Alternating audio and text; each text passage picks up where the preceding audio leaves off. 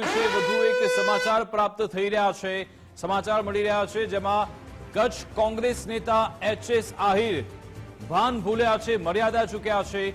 આઈબીના મહિલા કર્મચારીની ખુરશી ખેંચી લેતા વિવાદ સર્જાયો છે। મહિલા કર્મચારી પડી જતા તેમની આંખોમાં આંસુ આવી ગયા।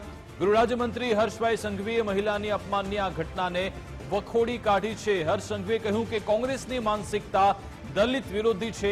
જિગ્નેશ મેવાણીની હાજરીમાં મહિલાઓનું અપમાન થયું। મહિલા કર્મચારી પડી જતા મામલો હવે ફરિયાદ સુધી પહોંચ્યો છે। આ અંગે જાણકારી આપશે સંવાદદાતા કૌશિક છાયા ફોન લાઈન પર જોડાયા છે। કૌશિક, આખો મામલો શું છે?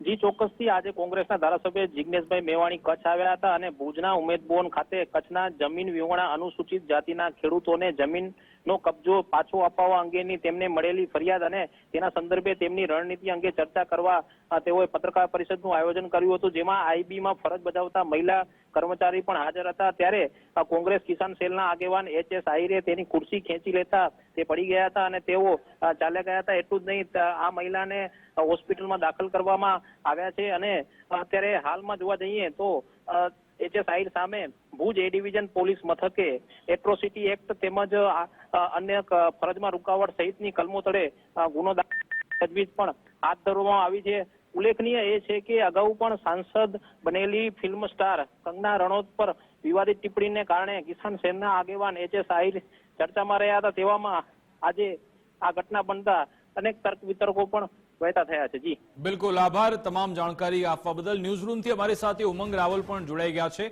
ઉમંગ, કોંગ્રેસ હંમેશાથી કોંગ્રેસો જે દલિતો છે, વંચિતો છે, શોષિતો છે તેમના વિશે વાત કરે છે, પરંતુ જિગ્નેશ મેવાણીની હાજરીમાં જ એક મહિલાનું અપમાન થાય છે। કોંગ્રેસ નેતા તેનું અપમાન કરે છે।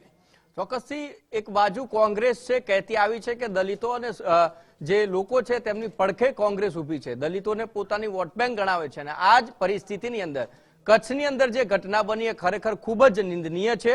એક બાજુ દલિત નેતા અને કોંગ્રેસના ધારાસભ્ય જિગ્નેશ મેવાણી પ્રેસ કોન્ફરન્સ કરે છે।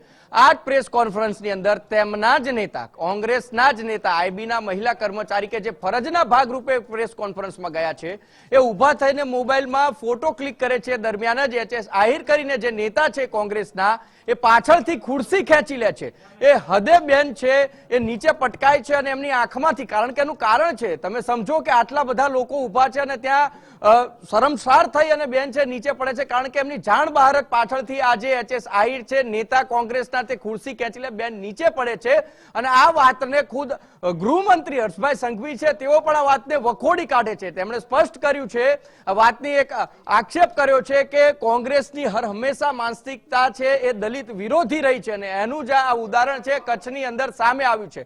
ફરિયાદ પણ એચ.એસ. આહિર સામે નોંધવામાં આવી છે અને જે મહિલા આઈબીના અધિકારી જે હતા એમને પણ હોસ્પિટલાઇઝ કરવામાં આવે છે। પરંતુ અહીંયા વાત એ થાય છે કે તમે નેતા છો તો તમારે લોકોનું ધ્યાન રાખવાનું છે, તમારે લોકો શું કરી રહ્યા છે, કારણ કે લોકો તમને ફોલો કરતા હોય છે અને એ જ ઘટનાની અંદર જ્યાં તમારા જ નેતા પ્રેસ કોન્ફરન્સ, ધારાસભ્ય તમારા પ્રેસ કોન્ફરન્સ કરતા હોય, તમને બેસવાની એટલી ઉતાવળ હોય, તેમ છતાં પણ એક કર્મચારી કે જે સરકારી કર્મચારી છે, જે બેન દલિત છે, એમની ખુરશી તમે ખેંચી લેશો। કયા હદે તમે શું કરવા માંગો છો અને કેમ એક બાજુ તમે દલિતોની સાથે ઉભા રહેવાની વાત કરો છો અને પાછળથી ખુરશીઓ ખેંચો છો? એટલે આ ઘટના ઉપરથી એમ ફલિત થાય છે કે એચ.એસ. આહિર જેવા કોંગ્રેસના જે નેતાઓ છે એવું કહેવાય કે પહેલા ખુરશીમાં બેસાડે છે અને ઉભા થતાની સાથે જ ખુરશી ખેંચી લે છે અને એના જ કારણે ક્યાંક કોંગ્રેસમાં છે ભાંગતૂટના સમાચારો પણ વહેતા થયા છે અને એ જ પ્રશ્ન છે અહીંયા ઉભો થઈ રહ્યો છે કે કોંગ્રેસની માનસિકતા છે અહીંયા છતી થાય છે। એચ.એસ. આહિર જેવા જે નેતાઓ છે એ જે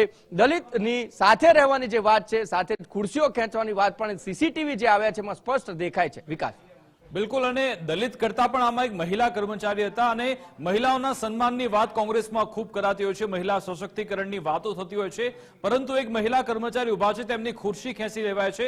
તેનાથી સાબિત થાય છે કે જે નેતા છે તેમની મહિલાઓ પ્રત્યેની માનસિકતા કેવી છે તે ઉજાગર થઈ ગઈ છે। ચોક્કસથી સશક્તિકરણની વાતો જ્યારે સરકાર કરે તો એને કોટ કરવો અથવા તો એને આક્ષેપ કરવા એ પણ ક્યાંક કોંગ્રેસની નીતિ રહી છે। કોઈ પણ વાત સશક્તિકરણની, સ્ત્રી સશક્તિકરણ, મહિલાની શક્તિની વાતો કરવામાં આવે તો એને ટકોર કરવી કે કારણ કે એવું કહેવા માંગે છે કોંગ્રેસના નેતાઓ કે કામ તો અમે જ કરીએ છીએ, પણ તમે કઈ હદે ને શું કામ કરો છો? આ સીસીટીવીમાં દેખાય છે. કર્મચારી, સરકારી કર્મચારી વિકાસ, હું પહેલા પણ એમના ફરજના ભાગરૂપે ત્યાં બેન ગયા હતા કે તમારી પ્રેસ કોન્ફરન્સ પર તમારો ધારાસભ્ય શું કહેવા આવે છે સાંભળવા નતો આવ્યા, એમને કોઈ રસ પણ ન હતો. એ ફરજના ભાગરૂપે બેન ત્યાં આવે છે. તમારી જે સમસ્યાઓ લઈને તમે જે લોકો સામે જાઓ છો, લોકોની સમસ્યાઓને, ક્યાંક ખેડૂતોના પ્રશ્નો લઈને પ્રેસ કોન્ફરન્સ જિજ્ઞેશભાઈ મેવાણીને એક પણ ખ્યાલ ન આવે, પ્રેસ કરી રહ્યા છે, તેમ છતાં પણ એક મહિલા કર્મચારી ત્યાં પડી જાય છે, ત્યાં લોકોના ટોળા પણ ઉભા થાય છે, બેન રોવા માંડે છે. ત્યાં સુધી જિજ્ઞેશ મેવાણી પણ એમની ખુરશીમાંથી ઉભા નથી થતા અને પોતાને દલિત નેતા પણ કહે છે. તમારા જ સમાજના એક સરકારી કર્મચારીને પણ મહિલાની ખુરશી આંતરી લેવી અને એમને સરે આમ એમ કહેવાય કે બેન છે, એક મહિલા, એક દીકરી છે, આ બધાની વચ્ચે પડે અને ચોધાર આંસુએ રોવા માંડે અને હોસ્પિટલાઇઝ કરવી પડે. આ કોંગ્રેસની શું માનસિકતા દેખાઈ આવે છે એ આપણે નથી બોલતા, બોલતા પુરાવા છે. આપણે કહેવાની જરૂર નથી, લોકો જે જોઈ રહ્યા છે એ સમજી રહ્યા છે. અને કઈ તમે જુઓ, એવું પણ નથી કે બેનને હાથ અડાડીને કહ્યું કે બેન હું ખુરશી લઉં છું, અથવા તો તેમને કહ્યું હોય કે બેન તમે જરા પાછળ જોજો કે ખુરશી, બેનને ખબર ન પડે એ રીતે એચએસ આહિર છે ખુરશી ખેંચી લે છે અને બેન જ્યારે એમના સ્થાન ઉપર ફરી બેસવા જાય છે ત્યારે ધડામ થઈને પછડાય છે અને ચોધાર આંસુએ બેન શર્મસાર થઈ અને વિકાસ નીચે પડે છે. બિલકુલ, આભાર ઉમંગ તમામ જાણકારી આપવા બદલ. તો આપણા સમાજમાં રાજકીય નેતાઓ આ રીતે વાત કરતા હોય છે મહિલા આત્મસન્માનની, મહિલાના સન્માનની, પરંતુ કેવું સન્માન મહિલાઓને આપે છે તે આપણને જોવા મળ્યું.